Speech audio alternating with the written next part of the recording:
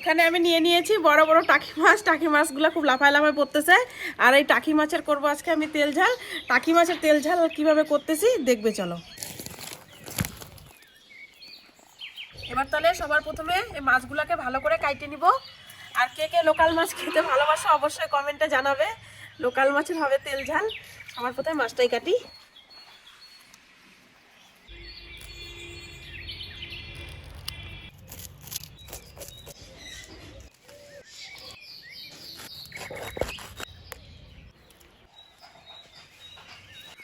আমার মাছগুলো তো খুব ভালো করে কাটা হয়ে গেছে।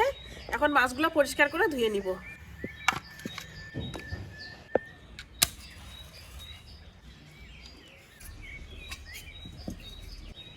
কড়াইয়ের মধ্যে দিয়ে দিলাম আমি সরষের তেল। তেলটা গরম হতে হতে মাছের মধ্যে লবণ হলুদ দিয়ে দিব। দিয়ে দিচ্ছি লবণ, তারপরে দিয়ে দিব হলুদ।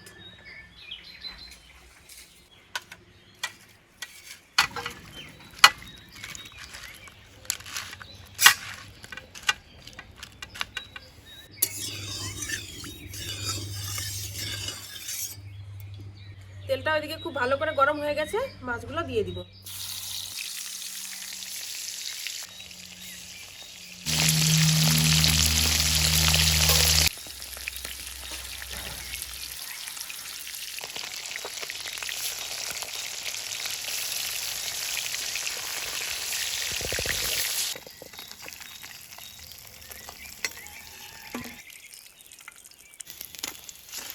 মাছটা খুব লাল লাল কড়া করে আমি ভাজিয়ে নিয়েছি।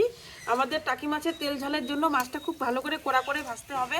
আমি খুব লাল লাল করে মাছটা ভাজে নিয়েছি। এখন এখানে নিয়ে নিয়েছি আমি 10 থেকে 12টা গোটা পেঁয়াজ। এই গোটা পেঁয়াজ কটা আমি তেলের মধ্যে দিয়ে দিব।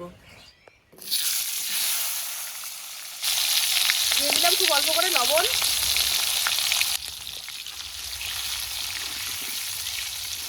এখানে আজকে আমি টাকি মাছের তেল ঝালটা করতেছি গোটা গোটা পেঁয়াজ দিয়ে। তোমরা চাইলে এখানে গোটা কয়েকটা রসুনও দিতে পারো, তোমাদের যদি ভালো লাগে। পেঁয়াজ কটা ভাজা হয়ে গেছে, নামিয়ে নিব।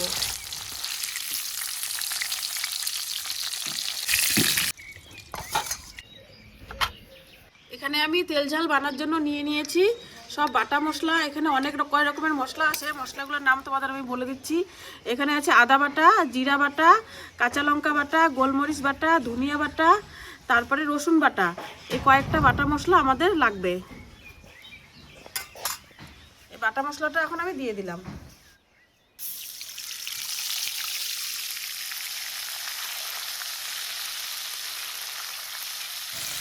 দিয়ে দিচ্ছি লবণ,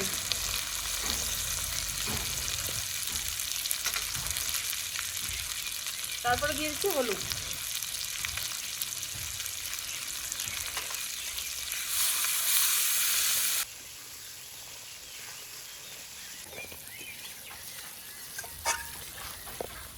এখানে যে আমি পেঁয়াজ কয়টা ভাজে রাখলাম, এই পেঁয়াজ কয়টাও দিয়ে দিব।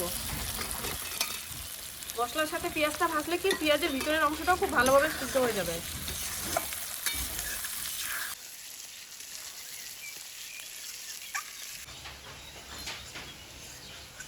মশলাটা খুব ভালো করে আমার ভাজা হয়ে গেছে, তোমরা দেখতেই পাচ্ছ খুব সুন্দর লাল লাল করে আমি মশলাটা ভাজিয়ে নিয়েছি। এখন জল দিয়ে দিব।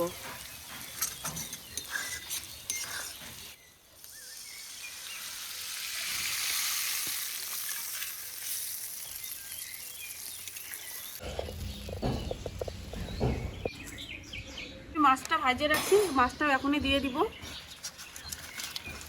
আর এখন রান্নাটা আমাদের খুব হালকা আঁচে করতে হবে।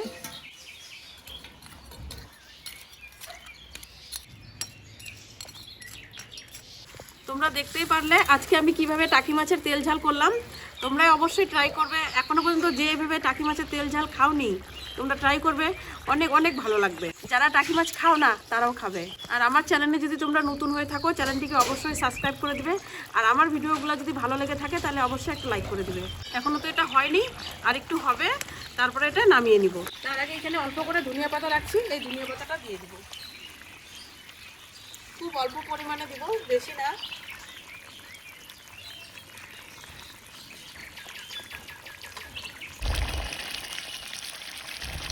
আমার রান্নাটা তো হয়ে গেছে, এবার নামিয়ে নিব।